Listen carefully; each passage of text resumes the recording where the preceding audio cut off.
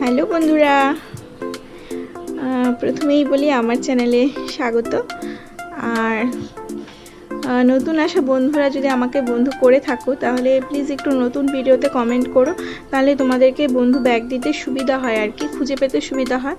আর না হলে খুব অসুবিধা হয় আর কি। ওয়াইটি স্টুডিওতে গেলে আবার ওখানে আবার টাইপ করে নাম টাম বের করতে হয়, অনেক অসুবিধা হয়। প্লিজ একটু নতুন ভিডিও দেখে একটু কমেন্ট করে দিও। আর প্লিজ বড় ভিডিও দেখে বন্ধু করবে, শর্ট ভিডিও দেখে বন্ধু করবে না। তাহলে যারা শর্ট ভিডিও দেখে বন্ধু করবে তাদের কাছে কিন্তু আমার ভিডিও নোটিফিকেশন একদমই যাবে না। তো এটাই এখন নতুন রুলস বের হয়েছে ইউটিউবের, কারণ এক এক সময় এক এক আপডেট দেয় ইউটিউব, তো তোমাদেরকে বলে দিলাম। আর তো দেখো সকাল সকাল আজকে হলো বুধবার, তো আজকে বুধবার আর মাসের হলো শেষ তারিখ, কিন্তু আমার সেটা একদমই খেয়াল নেই কোন দিন কোন বার যাচ্ছে আসছে, একদমই খেয়াল নেই। কারণ প্রতিদিনই নিরামিষ চলছে, তো নিরামিষ থাকলে মনে হয় যে আজকে তো নিরামিষ, তাহলে আজকে তো মঙ্গলবার, বা আজকে তো আমিষ, তাহলে আজকে বুধবার। তো যাই হোক, আজকে নিরামিষ চলছে কদিন ধরে, তো তোমরা সবাই জানোই পুরনো বন্ধুরা। তো দেখো আমি ছেলের প্যান্ট আর শার্টটা ইস্ত্রি করে দিচ্ছি। আরেকটা প্যান্ট ছিল সেটা আর কি ছিঁড়ে গেছে আর কি, তো এই প্যান্টটা আরেকটা ছিল বানানো, ওটাই বের করে ইস্ত্রি করে দিচ্ছি। তো দেখো বৃষ্টির জন্য দুদিন ধরে যা জামা কাপড় ধুচ্ছি, 2-3 দিন ধরে সবই ভেজা রয়েছে। তো ওর স্যান্টো গেঞ্জিটা শুকায়নি, ছেলের 3-4টে স্যান্টো গেঞ্জি, তো মাঝে মধ্যে 2-একটা খুঁজে পাওয়া যায় না, আবার হলো 2-একটা ভেজা ছিল। তো আমি দেখো ফুল হাতা একটা সাদা গেঞ্জি ছোট হয়ে গেছে, তো এটার হাতা দুটো কেটে ওকে আর কি বললাম যে তাহলে এটাই পর, হাতা থাকলে তো পরতে পারবে না, গরম লাগবে। এদিকে আমার ছেলে স্টিলের বোতল, জলের বোতলটা হারিয়ে এসছে, ওটা ওকে বলছি যে তুই জলের বোতলটা এখন কি করে আমি আবার খুঁজবো, বা তুই ভালো করে কেন যত্ন করে রাখিস নি, ওটাই ওকে বলছি। আর এদিক দিয়ে দেখো ক্যাচি দিয়ে আর হাত গেঞ্জি দুটোর হাতাটা কেটে দিচ্ছি। তো এটা পরার পরে আমার ছেলে খুব খুশি হয়েছে, ওর কাছে দারুণ লেগেছে। তো এবার থেকে ভাবছি যে এই জামা গেঞ্জিগুলো ছোট হয়ে যাবে, এরকম হাতা কেটে দিলে জামার নিচে পরে ফেলতে পারবে আর কি। আর সামনে যেহেতু শীত শীত আসছে, ফুল হাতাটা থাকলে না অনেকটাই টাইট হয় গেঞ্জিটা। তো দেখো আমার ছেলে গেঞ্জিটা পরে কতটা আনন্দ করছে।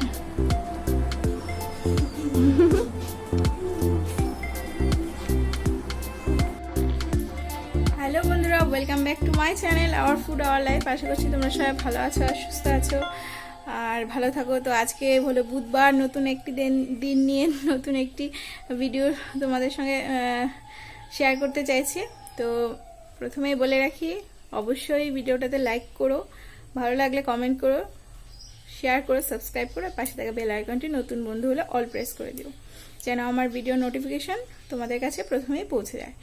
তো আজকে বুধবার, তো আজকে একটা গন্ডগোল হয়ে গেছে। তো গন্ডগোলটা কি হলো, আজকে হলো মাসের শেষ তারিখ, 31 তারিখ।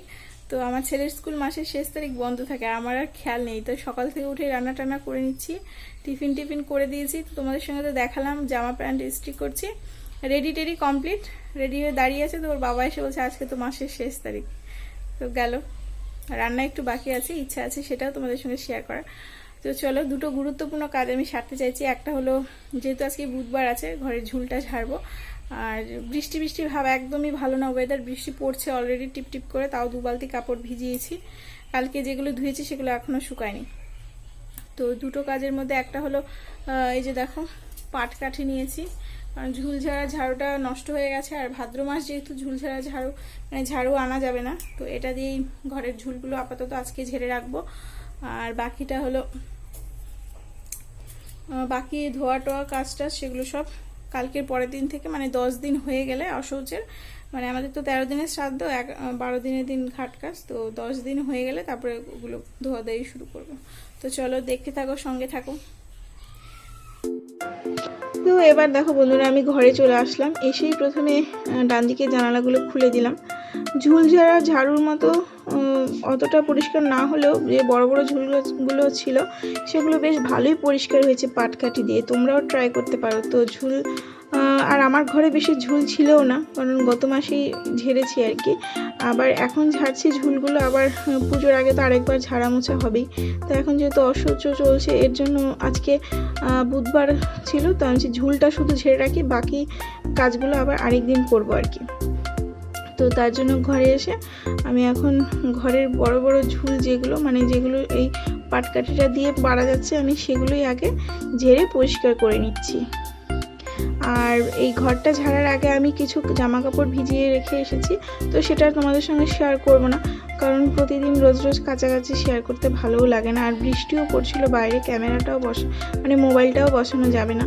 তো দেখো ঘরের ভিতরেও এই যে নাইটি টাইটি দিয়ে রেখেছি, ফ্যানের হাওয়ায় যতটা শুকায়, নাহলে অনেকগুলি জামা কাপড় বের করতে হচ্ছে, আর এত জামা কাপড় নেড়ে রাখার জায়গাও নেই ঘরে।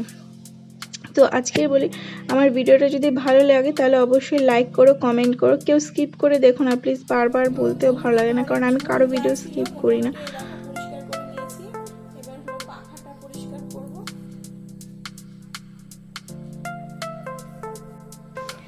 তো এবার আমি পাখাটা পরিষ্কার করার জন্য উঠে যাচ্ছি।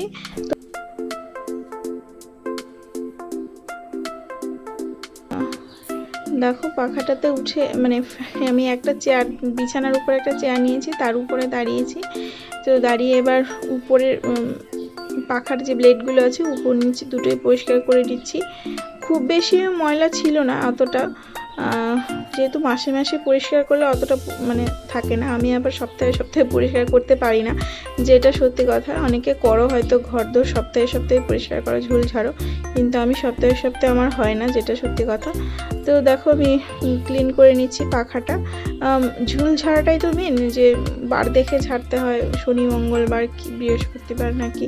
তো যাই হোক, আমি আমার মেন কাজটা করে নিয়েছি। এবার আমি রাত্রেবেলা হলেও আমি বাকি কাজগুলো করতে পারবো, মোছামুছি, শোকেস মোছা, পরিষ্কার করা। তো দেখো এবার বেড কভারটা তুলে নিলাম, কারণ ওটা চেঞ্জও করতে হতো, আর নোংরা ঝুলও পড়লো পাখা থেকে।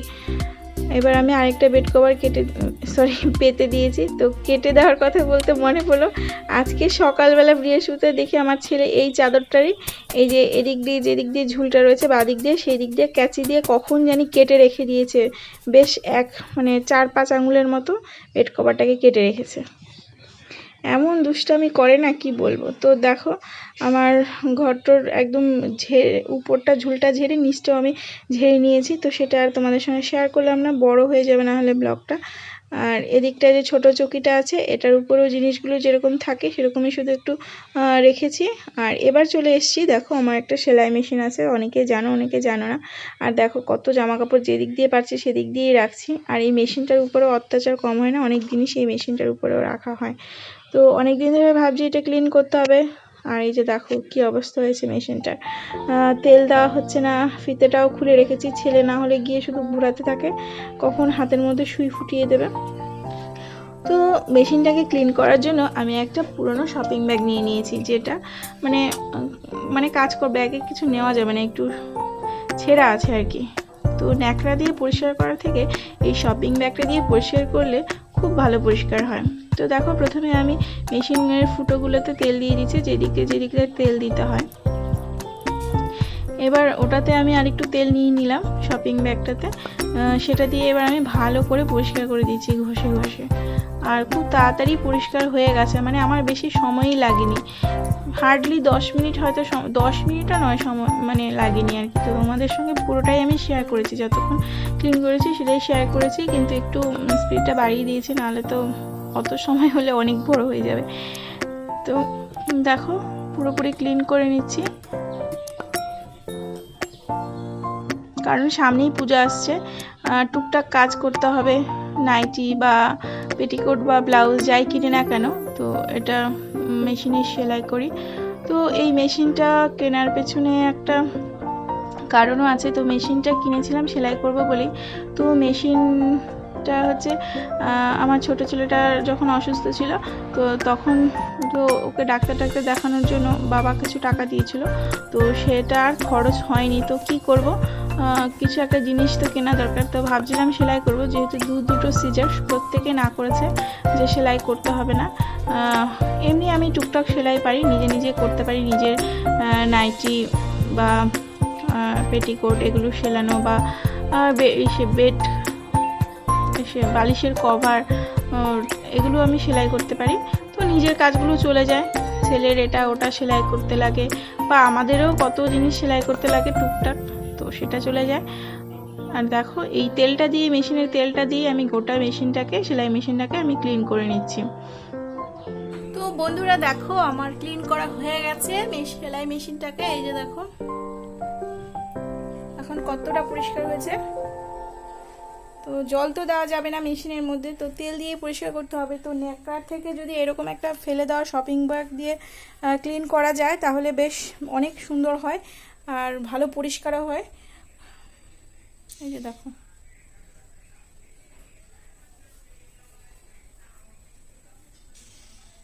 নিচগুলো আমি এটা দিয়ে, এই শপিং ব্যাগটা দিয়ে পরিষ্কার করে নিয়েছি। দেখো কত নোংরা পড়েছে।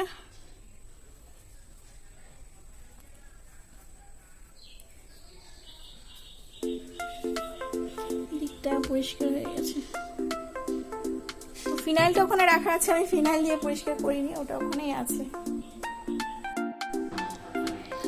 তো এবার বন্ধুরা আমি দেখো চালিয়ে দেখে নিচ্ছি মেশিনটা ঠিকঠাক আছে কিনা। তো তেল দেওয়ার পরে দেখো ঠিকঠাকই আছে। তো এটার বয়স প্রায় 6 বছর হয়ে গেছে, তো এখনও ঠিকঠাকই আছে। তো চলছে, টুকটাক কাজ করা হয়, বেশি তো কোনো প্রেশারে কাজ করা হয় না। তো চলো এটাও কাজ হয়ে গেল। তো এবার আমি স্নান করতে চলে যাব, মানে কাপড় টাপড় কেচে একবারে স্নান করে চলে আসছি। তো একবারে স্নান করে চলে এসেছি। আর বড় সাইজের আজকে একটা মোচা কাটলাম, তো অনেক বড় সাইজের মোচা। তো তোমরা দেখে নাও মোচাটা। তো এই যে দেখো কত বড় সাইজের মোচা, এটা বিচি কলার মোচা। তো মোচাটা অনেকই টেস্টি হয়েছিল, বেশি কিন্তু কালো হয়ে যায়নি মোচাটা। অন্যান্য মোচা কাটার পর দেখি একদম মানে সঙ্গে সঙ্গে কালো হয়ে যায়, কাটার পরে কুচিয়ে রাখার পর জলে দিলে, কিন্তু এটা না বেশি কালো হয়নি, আর খেতেও দারুণ টেস্টি হয়েছিল। অনেক বড় সাইজের একটা মোচা আজকে কেটে রান্না করলাম, কোপ্তা করে, মানে পকোড়া করে, তারপরে সেগুলো দিয়ে আর কি রসা করলাম। তো সেটাই তোমাদের সঙ্গে একটু শেয়ার করে দিলাম। আর হাতে আমি একটু তেল দিয়ে নিয়েছিলাম, কিন্তু তাও কেন জানি না হাতটা কালো হয়ে গেছিলো, পরে আবার ঠিকঠাক হয়ে গেছে, কোনো ব্যাপার না। তো গোটা মোচাটা কিন্তু আমি রান্না করিনি, ভিতরের যে অংশটা ছিল একদম ভিতরে, তো সেটাকে আমি রেখে দিয়েছি পরের দিন রান্না করার জন্য। আর উপরের যে অংশগুলো আছে সেগুলো কেটে নিচ্ছি। তো খুব বড় বড় সাইজ, মানে ফুলগুলো খুব বড় বড়। তো গোটা গোটা ফুল কাটার পরে বটি দিয়ে যদি মাথাটাকে হচ্ছে সবগুলোর মাথাটাকে ধরে টান দেওয়া যায় তাহলে একদম মানে খাটুনি কম হয় আর কি, মোচা ছাড়াতে আর কি, মোচার ফুলগুলো ছাড়াতে। আর নাহলে একটা একটা করে ছাড়াতে গেলে অনেক টাইম লাগে। তো দেখো মোটামুটি আমি কেটে নিচ্ছি। এবার দেখো কেটে চলে এসেছি একদম রান্নাঘরে। আমার আগে রান্না হয়ে গেছিলো, ডাল করেছিলাম, ওলকচু বাটা করেছি, আর মোচাটা স্নান করে এসে এখন করছি। যেহেতু ভাতগুলো আগেই রান্না হয়ে যায়, তো একটা আইটেম দুপুরবেলা গরম গরম করলে বেশ ভালো লাগে। তো মোচাটাকে লবণ হলুদ দিয়ে সেদ্ধ করে নিয়েছি, আর সকালে সেদ্ধ করা 3 পিস আলু ছিল সেটাই দিয়ে দিলাম। তার সঙ্গে একটু লঙ্কা গুঁড়ো, হলুদ গুঁড়ো, আদা বাটা আর জিরা বাটা একসঙ্গে, আর একটু লবণ, এটা দিয়ে ভালো করে চটকে নেব। তারপর একটু ময়দা তো নেই আমার কাছে, সাদা আটা আছে, মানে লোকাল যে আটাটা, সেটাই আমি দিলাম বড়া বানানোর জন্য আর কি, পকোড়া বানানোর জন্য। তো এবার এটাকে ভালো করে মেখে নেব, মেখে নিয়ে বেশ বড়াগুলো ভেজে নেব।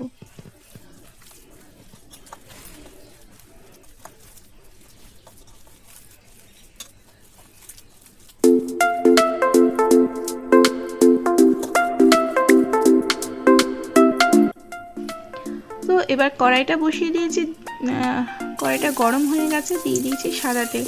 আর এবার গোল গোল করে আমি খুব বেশি বড় দিইনি, তো তোমরা চাইলে কোপ্তার আকারেও গড়ে নিতে পারো। তো আমি ছোট ছোট করেই দিচ্ছি, ছোট ছোট করে দিয়ে বড়াগুলোকে ভেজে উঠিয়ে নেব। কোপ্তা বলে অনেকে, অনেকে বড়া বলে, তো এগুলো বড়াই বলতে হবে, কারণ আকারে একদম একদম না, মানে ছোট ছোট করেছি আর কি। তো ওই পাশে কড়াইটাতে আমি ওল কচু বাটাটা করে নিলাম আর কি, শিলনোড়াতে বেটে সেটাকে একটু ফোড়ন দিয়ে নামিয়ে রাখলাম। তো এটা করতে করতে ওটাও করে নিলাম, দুটো আর শেয়ার করলাম না তোমাদের সঙ্গে, একটা রেসিপি শেয়ার করলাম। আর এখানে দিয়ে দিচ্ছি হলুদ গুঁড়ো, লঙ্কা গুঁড়ো, আদা জিরে বাটা, আর গরম মশলা বাটাটাও দিয়েছি, কিন্তু সেটা পরে তোমাদের সঙ্গে স্কিপ হয়ে গেছে আর দেখাতে মনে নেই, ফোনে আর কি ভিডিও করা যাচ্ছিল না, খুলে গেছিলো, তো ডিলিট করে পরে আবার করলাম একটু ভিডিওটা। তো দেখো এবার কাঁচা পাকা লঙ্কা দিয়ে দিলাম, যেহেতু আলু 3 পিস ওটার মধ্যেই দিয়ে দিয়েছি, আর এখানে আমি কোনো আলু দিচ্ছি না, তোমরা চাইলে আলু কেটে ভেজে তার মধ্যে দিতে পারো। আর দেখো টকবক টকবক করে ফুটে যাচ্ছে একদম, মানে চটজলদি যাকে বলে আর কি। তো এবার আমি পকোড়াগুলো দিয়ে দিলাম। আমি নামিয়ে নিয়েছি, তো একটু ঝোল রেখেছি, ঠান্ডা হলে এটা ভারী ভারী হয়ে যাবে। তো দেখো ভালোই লাগছে দেখতে, আর অসাধারণ গন্ধ এসেছে, অল্প একটু ঘিও ছড়িয়ে দিয়েছি। তো আজকের মতো ভিডিওটা এখানে। তো সবাই ভালো থেকো, সুস্থ থেকো, সাবধানে থেকো, দেখা হচ্ছে আবার পরের দিন নেক্সট ভিডিওতে। টাটা।